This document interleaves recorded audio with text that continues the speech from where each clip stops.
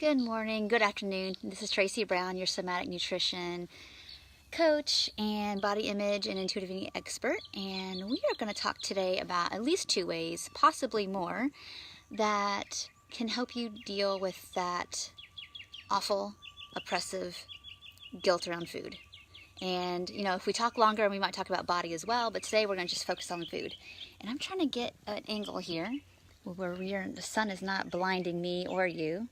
I don't know if I can find that this time of day. Let's see here. Get some shadow going. Maybe that'll help a little bit. Okay, whoa, much better. Let's sit here. Let's sit here and angle that way a little bit. There we go. Good. Thanks for hanging there with the change of scenery there. We weren't born with calculations of calories or macros or knowing food groups. In fact, I think it's pretty inappropriate developmentally to be talking to kids about much of that stuff, probably till well on into like their brains are more matured in high school, possibly, maybe even longer. It's not that we can't teach kids about eating a variety of food. That's not a problem. But anyway, I want to put this out there to you, is that how many of you, at very young ages, started to get this sense of when there's good food, you've heard I hear it all the time. I hear it from my daughter's school, what the kids say of there's the healthy food, the unhealthy food. And kids don't have ability to do context. So shame looping around food and body starts very, very early, which is why, it takes so much of our effort and our time to uncouple these things, because it wasn't something we learned as adults that we can easily contradict with sound nutrition education or something. It's this has been part of our nervous system, our fabric of our feeling, how we know what's safe or not to be, are these, especially around food, are some of these rules. So it takes both a bottom-up approach and also some information and encouragement to help us uncouple this guilt around food. So that being said, because either you believe these things when you're really young, or you were around those things when you were young, and or they've been told to you about by authorities, usually parents, well-meaning, possibly doctors, whomever else, or family, teachers, whatever. When you are put in a position of lower, to some extent, who's higher is going to feel like that's where your safety and security and your attachments and your belief that that's the way you can be safe. So when it comes to food guilt, I want you to think of this thing first, is every single time you eat or drink something that you feel oh, I shouldn't eat that, I'm out of control, what was I thinking, I wanted that but now I feel bad. I want you to start with I'm just going to jump right to some solutions here for y'all today. I really want you to think about the thing who says. Because as kids, again, unless this got disrupted at a very young age and you don't have any sense of remembering what you like or don't like, how food works for you or doesn't work for you, I know that you don't have that baseline, but this still works for you too, because we're just going to rewire you a brand new, spanking new, neural networks around your body being the one that will give you the feedback about what works or what doesn't work for you. And remember, I know that we all have our different sensitivities, our different stations in life where our bodies maybe are more sensitive to certain things, whether it's coffee or gluten or sugar or fat or whatever. I'm not saying that every food and every amount for every person works. And you all know me hopefully well enough to know that I don't think that way. It's more about your individual body and for the season you're in, meaning, you might be not eating as much of one thing right now because your body's healing.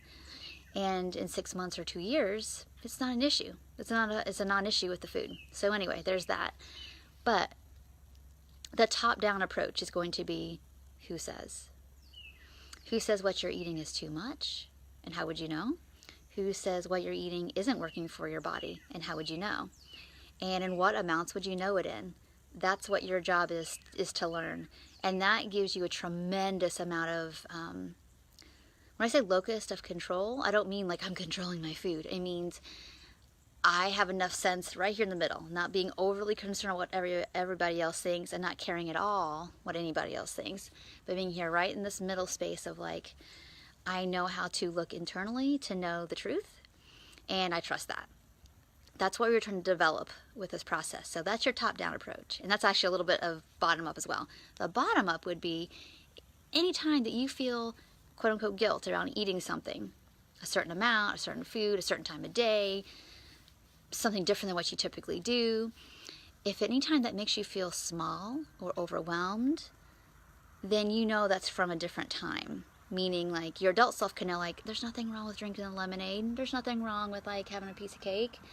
And I know the body doesn't want too much of any one thing. And I trust that inherently. I know, like your mind might know, but your body might not be there yet because of, again, if you learn these food rules and at any time that was coupled with being shamed, your body is going to see that as a threat. And so that's why it's so scary just to do intuitive eating and know your signals and be fine. That's why this takes months and sometimes years to really get not just good with intuitive eating, but good with the shame around your body size going away.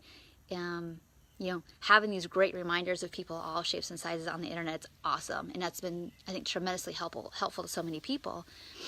But that's only part of the picture. We have to be able to feel a felt sense of internal safety and goodness as well. And if we can't locate that, it's going to be really hard to let go of that protection system of like, well, I want to like my body, but I just can't. I don't know how to like it because if I don't, then it feels like utter terror and I can't even fathom it. Or I don't even know what I look like and that's scary or whatever is happening for you. So what we want to do with this bottom-up approach is if you're feeling small or overwhelmed or not like even adult-like. Anyway, I want to answer this question real quick. Thank you for speaking truth. It challenges the id thoughts, validates our voice, more power and logic. Yeah, there's a lot of power in that, in being able to like challenge the who says and how would you know and all those kind of things. Perfect, beautiful.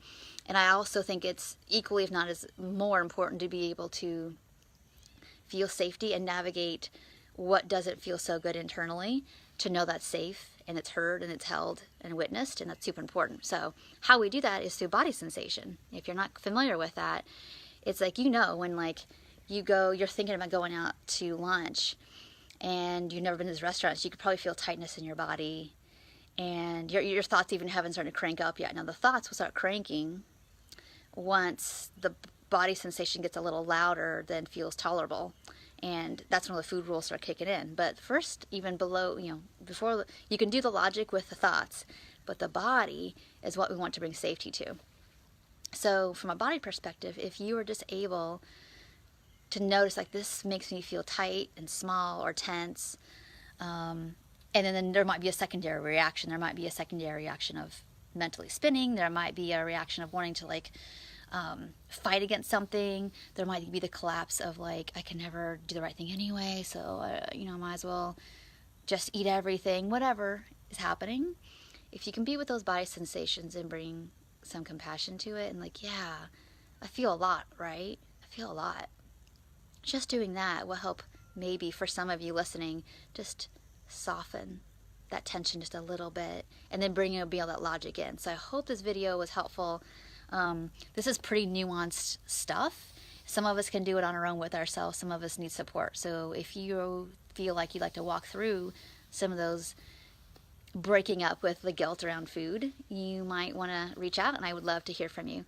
So anyway, I hope you have a really great day. If you have questions, please reach out to me, private message me, email me, tracybrownrd@gmail.com. And I'm going to continue this week around the topic of guilt and helping us be less scared of it. Actually not seeing it as like the worst thing in the world, or that we're bad, or that you're wrong. You're none of those things around food and body. It's just that we're so used to it. Not feeling that is actually can feel a little, what's the right word? It could feel a little weird. Maybe not to feel so guilty and just to live and to be free. So we're going to talk a lot more about that this week. So thank you all so much for watching. If you need something, let me know. Take care. Bye.